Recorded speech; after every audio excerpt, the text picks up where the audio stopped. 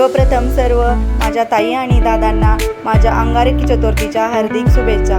तर घरची पूजा आटपून आम्ही गेलो छत्रपती संभाजीनगरमधील काळा गणपती मंदिरला। काळा गणपती मंदिर हे छत्रपती संभाजीनगरमधील एक प्रसिद्ध गणपती मंदिर आहे, जिथे आम्ही नेहमी येतो व म्हणजे नेहमी येतो। प्रत्येक संकष्ट चतुर्थी असो, अंगारकी चतुर्थी असो किंवा मग या भागात कधी येणं झालं तर आवर्जून आम्ही या मंदिरात येतो। या मंदिराशी पण एक आमची मेमरी आहे, एक जवळीचं नातं आहे, एक भावनिक नातं आहे या मंदिराशी।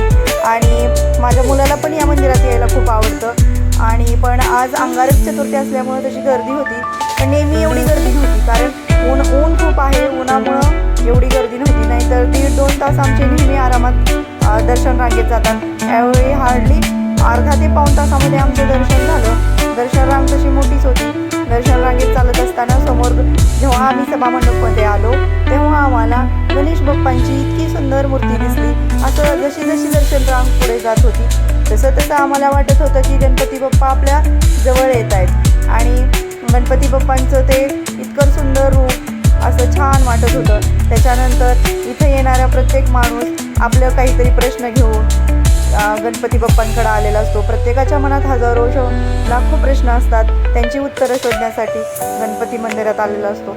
अंगारकी चतुर्थी असो किंवा संकष्ट चतुर्थी असो, आपण जेव्हा मंदिरात जाऊन गणपती बाप्पांचं दर्शन घेत नाही तोपर्यंत आपलं ते व्रत पूर्ण झालं असं मला तरी वाटत नाही। कारण जेव्हा मंदिरात जातो, गणपती बाप्पांचं मनापासून दर्शन घेतो तेव्हा अतिशय छान वाटतं। आणि इथं असं झालं की मला वाटलं इथून डायरेक्ट दर्शन आहे, पण इथून मुखदर्शन होतं। त्याच्यामुळं आम्हाला आज आणखीन पुढच्या रांगेत जावं लागणार होतं, त्यानंतरच आमचं गणपती बाप्पांचं दर्शन होणार होतं। मग आम्ही ती रांग कंटिन्यू केली आणि तिथून पुढे गेलो।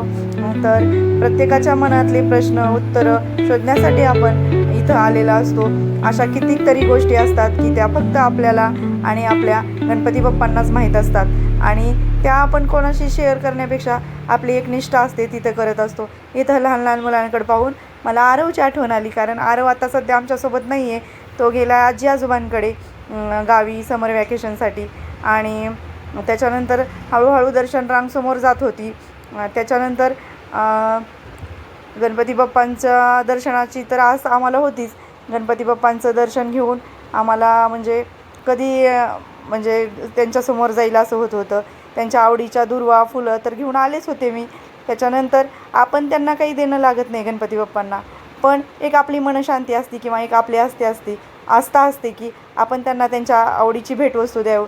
तसं तर आपण काही देणं लागत नाही, सर्व काही तर तेच आपल्याला देत असतात। आणि नंतर फायनली माझा दर्शन रांगेतो नंतर आमचा दर्शनाचा नंबर आला आणि गणपती बाप्पांचं मनापासून दर्शन घेतलं।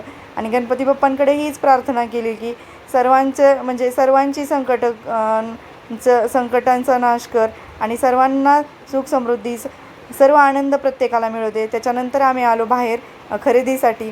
खरेदीच्या स्टॉलवर आलो असताना मला धूप कलेक्शन घ्यायला खूप आवडतं। माझ्याकडे वेगवेगळ्या धूपचं कलेक्शन आहे आणि धूप लावल्याशिवाय मला कोणतीही पूजा पूर्ण झाल्यासारखी वाटत नाही। त्याच्यामुळं मला जो हवा होता तो बरेच दिवस शोधत होते मी तो धूप। माझ्याकडे बरेच प्रकारचे धूप आहेत, पण जो मला आता नवीनमध्ये लेटेस्ट आहे तो म्हणजे असा पंथीमध्ये ॲड असतो, तो डायरेक्ट आपण त्याला लावू शकतो। तो धूप इथं फायनली मिळाला। त्या ज्या काकू आहेत त्यांनी मला हातावर पण तो धूप लावून दाखवला आणि अगदी छान फ्लेवरचा होता। नंतर मग मी तो धूप घेतला आणि त्याच्यानंतर म्हणजे धूप मिळाला ह्याचा मला वेगळाच आनंद होता, कारण मी खूप दिवसांनंतर म्हणजे खूप शोधत होते आणि फायनली मला तो मिळाला। आणि त्याच्यानंतर आम्ही मग आणखीन एक हा फेस्टिवलसाठी घेतला आणि नंतर रेग्युलर यूजसाठी 1-2 फ्लेवर आणखीन घेतले धूपचे। आणि त्याच्यानंतर आम्ही घरी आलो। घरी आल्यानंतर म्हणजे अगदी फ्रेश वाटत होतं, कारण गणपती बाप्पांचं फायनली दर्शन झालं। त्याच्यानंतर मी माझा व्हिडिओ संपवते। बाय।